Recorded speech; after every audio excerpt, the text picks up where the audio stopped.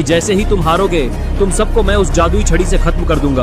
और अब तो खूनी बाबा इस जादुई छड़ी को उठा के इन सबको खत्म कर देगा, क्योंकि वो छड़ी अब इससे 4 कदम दूर ही है। और फिर खूनी बाबा पीछे मुड़ता है और उस जादुई छड़ी की तरफ बढ़ने लगता है। लेकिन तभी आसमान से कोई चीज नीचे आने लगती है और वो सीधे खूनी बाबा के सामने आके गिरती है और खूनी बाबा दूर जाके गिरता है। अरे ये हथियार तो बाबा का है, इसका मतलब अब खूनी बाबा को बाबा से कोई नहीं बचा सकता। और बाबा एक धमाकेदार एंट्री के साथ वहां आ जाते हैं। आते से ही अपना एक्सट्रीम मोड ऑन कर लेते हैं।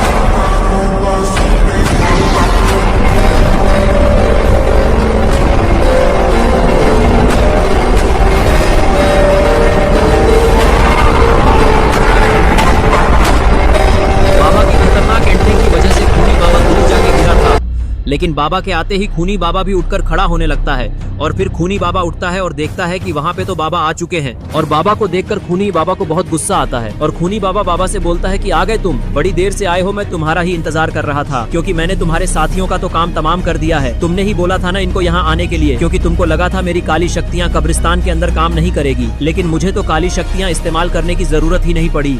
मैंने बिना तुम्हारी छड़ी के ही तुम्हारे इन साथियों को चांद तारे दिखा दिए और अब तुम्हारी बारी है मरने की। तो अब तुम तैयार हो जाओ मुझसे मार खाने के लिए। तभी वो सोचता है कि क्यों ना ये बाबा का हथियार ही उठा लिया जाए और फिर ये बाबा भी मुझसे लड़ नहीं पाएगा। इसके बाद वो भाग के बाबा की कुल्हाड़ी की तरफ बढ़ता है और जैसे ही उसको उठाने की कोशिश करता है उसको एक बिजली का झटका लगता है और वो दूर जाके गिरता है। दोस्तों ये कुल्हाड़ी बाबा की है और इसको बाबा के अलावा कोई और नहीं उठा सकता जब तक बाबा की इजाजत ना हो या वो कोई अच्छा इंसान ना हो। और फिर वो स्टॉर्म ब्रेकर बाबा के हाथ में चला जाता है।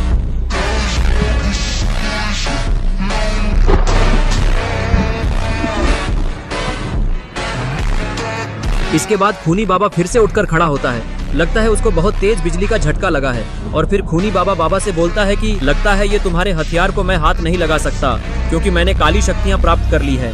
लेकिन मुझे तुम्हें हराने के लिए किसी भी हथियार की जरूरत नहीं है, क्योंकि तुमको हराने के लिए तो मेरे हाथ ही काफी है। और एक बार मैं तुम्हें हरा दूं, फिर तुम्हारे अंदर की शक्तियाँ भी मैं अपने अंदर डाल लूंगा और फिर ये तुम्हारा हथियार भी मेरा हो जाएगा। फिर मेरे पास काली शक्तियों के साथ साथ तुम्हारी छड़ी और तुम्हारा हथियार भी होगा। फिर मुझको इस दुनिया में कोई हरा नहीं सकता। खूनी बाबा इतना बोलता ही है तब तक बाबा अपना स्टॉर्म ब्रेकर खूनी बाबा की तरफ फेंक देते हैं और स्टॉर्म ब्रेकर बहुत तेजी से खूनी बाबा की तरफ जाता है। लेकिन खूनी बाबा दूसरी तरफ कूदकर अपने आप को उस हमले से बचा लेता है। इसके बाद दोनों बाबा एक दूसरे की तरफ दौड़ लगा देते हैं और फिर खूनी बाबा और बाबा की hand to hand fight start हो जाती है। दोनों एक दूसरे के हमले से बचते हैं, लेकिन तभी बाबा उसको किक मार देते हैं और खूनी बाबा पीछे हो जाता है। और फिर तभी बाबा खूनी बाबा को पकड़कर गिरा देते हैं और उसके ऊपर बैठकर उसके ऊपर घुसों की बारिश करना स्टार्ट कर देते हैं। बाबा तो रुकने का नाम ही नहीं ले रहे हैं। लगता है आज बाबा खूनी बाबा को मार मार कर उसके मुंह से सारा खून निकाल देंगे और उसके चेहरे का नक्शा बिगाड़ देंगे। लेकिन थोड़े ही देर बाद बाबा का हमला उनपे ही उल्टा पड़ जाता है, क्योंकि खूनी बाबा एकदम से बाबा को उल्टा पलट देता है और फिर वो बाबा के ऊपर बैठ के बाबा के ऊपर और तेज तेज से मुक्कों की बारिश स्टार्ट कर देता है। लगता है खूनी बाबा अपनी बेइज्जती का बदला ऐसे ही निकालेगा। लेकिन तभी बाबा को बहुत गुस्सा आ जाता है और बाबा अपनी पूरी शक्तियों का इस्तेमाल करके खूनी बाबा को दूर फेंक देते हैं और उनके आसपास की बिजली की वजह से आसपास की जमीन टूट जाती है और सब तरफ पत्थर ही पत्थर हो जाते हैं।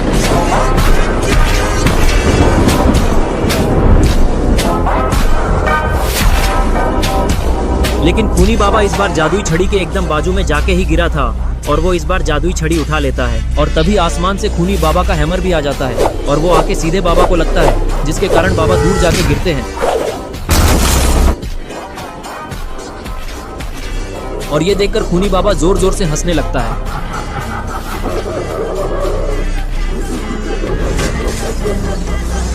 और तभी वो हैमर एकदम से खूनी बाबा के हाथ में चला जाता है और खूनी बाबा उसको पकड़कर उसको और जादुई छड़ी को साथ में हवा में करता है, जिसके कारण उसका एक्सट्रीम मोड भी ऑन हो जाता है। खूनी बाबा के पास अब जादुई छड़ी के साथ साथ उसका हैमर भी है और खूनी बाबा की छड़ी में तो काली शक्तियाँ भी है। इसका मतलब है कि अब खूनी बाबा को रोकना बाबा के लिए बहुत मुश्किल वाला काम होगा। और फिर बाबा उठकर खड़े होते हैं और खूनी बाबा को बहुत ही गुस्से से देखने लगते हैं। तभी खूनी बाबा बाबा से बोलता है कि ऐसे गुस्से से मुझे देखने से कुछ नहीं होगा, क्योंकि अब मेरे पास ये जादुई छड़ी है जिसके अंदर काली शक्तियाँ हैं और उसके साथ साथ अब मेरे पास मेरा हैमर भी है, जिसका मतलब है तुम मेरे सामने अब एक छोटी सी चींटी के बराबर हो और मुझे उस चींटी को मसलने में बहुत मजा आएगा, क्योंकि अब तो तुम्हारे पास न तुम्हारा हथियार है और न ही तुम्हारे दोस्त जो तुम्हारी मदद कर सके। और मैंने तुम्हें पहले भी काली पहाड़ी पे हरा दिया था, वो भी बिना काली शक्तियों के। तो अब तो मेरे पास काली शक्तियाँ भी है, तो अब तैयार हो जाओ मरने के लिए और इस बार तो तुम्हें बचाने कोई भी नहीं आएगा। तभी बाबा का हथियार हवा में उड़ने लगता है और वो रॉड के सामने जाता है और रॉड के अंदर वापस जान डाल देता है, जिसके कारण रॉड उठकर खड़ा हो जाता है और फिर वो स्टॉर्म ब्रेकर बाबा के हाथ में खुद आ जाता है। और तभी खूनी बाबा अपना हैमर बाबा की तरफ फेंक देता है और बाबा भी अपना स्टॉर्म ब्रेकर खूनी बाबा की तरफ फेंक देते हैं और इस बार दोनों के हथियार हवा में टकरा जाते हैं और एक बहुत तेज चिंगारी निकलती है और दोनों के हथियार हवा में ही आगे पीछे होने लगते हैं।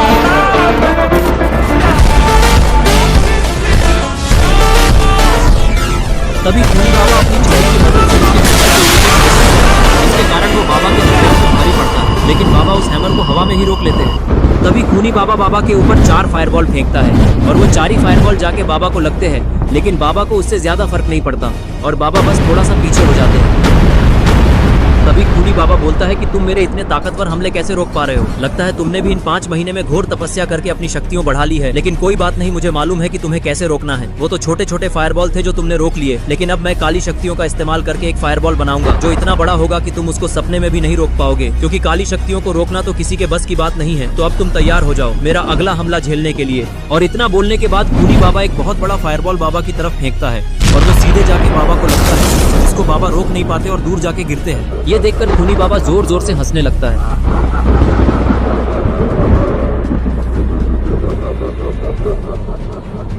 और फिर बाबा उठकर खड़े होते हैं और इस बार तो बाबा का दिमाग खराब हो चुका है।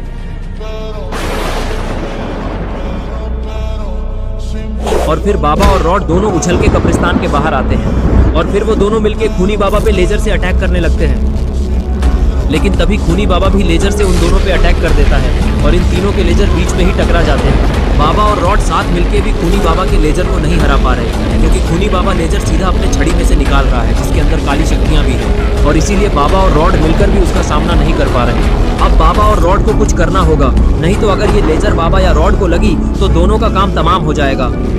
तभी रॉड बाबा से बोलता है कि बाबा, हमको कुछ तो करना होगा, वरना ऐसा ही चलता रहा तो हमारी मौत पक्की है, क्योंकि हम लोग ज्यादा देर तक इस खूनी बाबा के लेजर को नहीं रोक पाएंगे, क्योंकि वो साथ ही साथ काली शक्तियां भी इस्तेमाल कर रहा है, जिसके वजह से उसका लेजर हम दोनों के लेजर से ज्यादा ताकतवर है और अब तो मेरी शक्तियों भी कम हो रही है। ज्यादा देर तक ये आइस लेजर नहीं निकाल पाऊंगा, इसलिए अब आपको ही कुछ करना होगा, वो भी जल्दी ही। तभी बाबा का स्टॉर्म ब्रेकर जमीन से निकलकर हवा में जाता है और गोल गोल घूमने लगता है और तभी वो स्टॉर्म ब्रेकर जाके सीधे खूनी बाबा को लगता है और खूनी बाबा जाके पीछे वाली पहाड़ी से टकराता है, लेकिन इसके बाद भी खूनी बाबा सही सलामत उठकर खड़ा हो जाता है, क्योंकि काली शक्तियों ने उसको बचा लिया।